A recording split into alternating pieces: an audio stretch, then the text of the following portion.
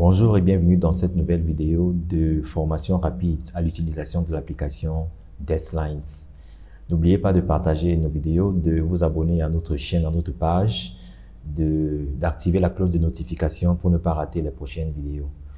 Dans cette vidéo, nous allons voir comment gérer l'entreposage et comment gérer la livraison à partir de l'entrepôt. Pour ce faire, le responsable chargé de l'entrepôt doit déjà s'assurer que sur l'interface, il est sur le profil concerné et il a la visibilité sur les bureaux concernés. On suppose que les deux bureaux, ce sont les bureaux que lui, il gère en tant que responsable de l'entreposage. Donc, ou encore les entrepôts qu'il gère. Alors, à partir d'ici, je peux aller voir les colis disponibles dans l'entrepôt. Ces colis-ci, ce sont les colis qui lui ont été transférés.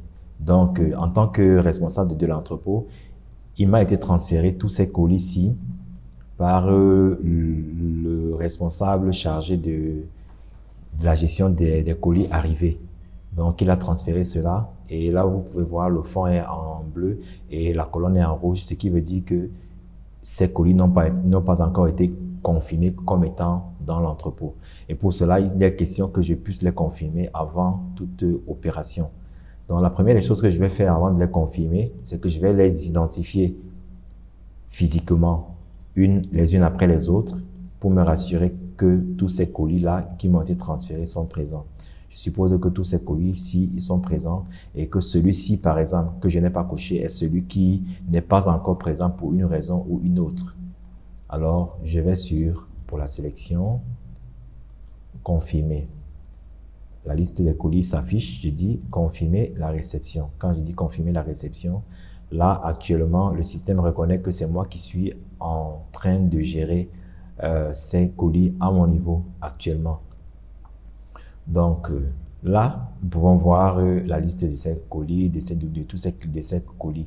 Alors, ici, il peut arriver que la politique de l'entreprise veuille que le colis soit livré au client avant qu'il soit arrivé à l'entrepôt, ou encore que le client puisse, selon la politique de l'entreprise, effectivement, il peut arriver que les colis ne passent pas par l'entrepôt avant d'être livrés au client. Il est possible que les colis passent par l'entrepôt.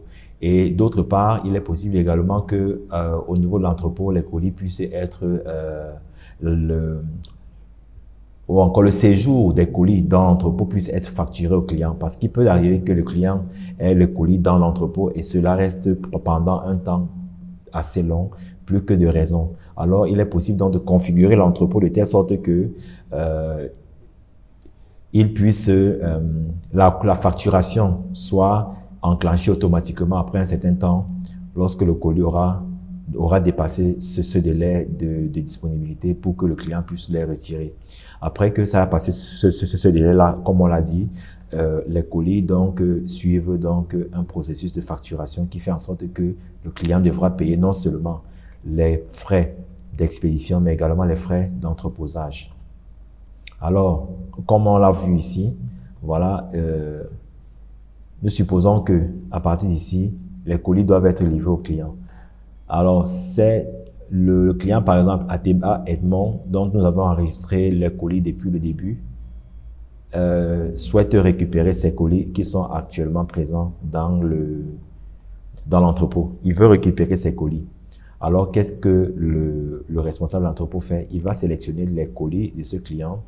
Il va aller directement sur le bouton affecté à la prochaine étape de traitement. Prochaine étape, c'est les clients enregistrés. Ça, c'est la première étape qu'il peut effectuer en termes de traitement de ces colis qui sont présents dans son entrepôt. Alors, à partir d'ici, il peut aller directement sur livrer le colis au client. Une fois que c'est cliqué, les colis sortent de cette interface-ci parce que le client est supposé les avoir déjà reçus, tel que l'a dit l'application. Il peut également, s'il le souhaite, voir le mode imprimable quand il faut faire les états des colis présents en entrepôt. Par rapport à la politique de l'entreprise, qui veut par exemple que tous les mois, tous les fins du mois, toutes les 2 semaines, il y ait un audit de l'entrepôt. Alors pour cela, les colis étant présents dans l'entrepôt, il suffira de prendre ce fichier-ci, de l'imprimer, tel que l'application va nous le montrer, de l'imprimer là. Voilà le document en question.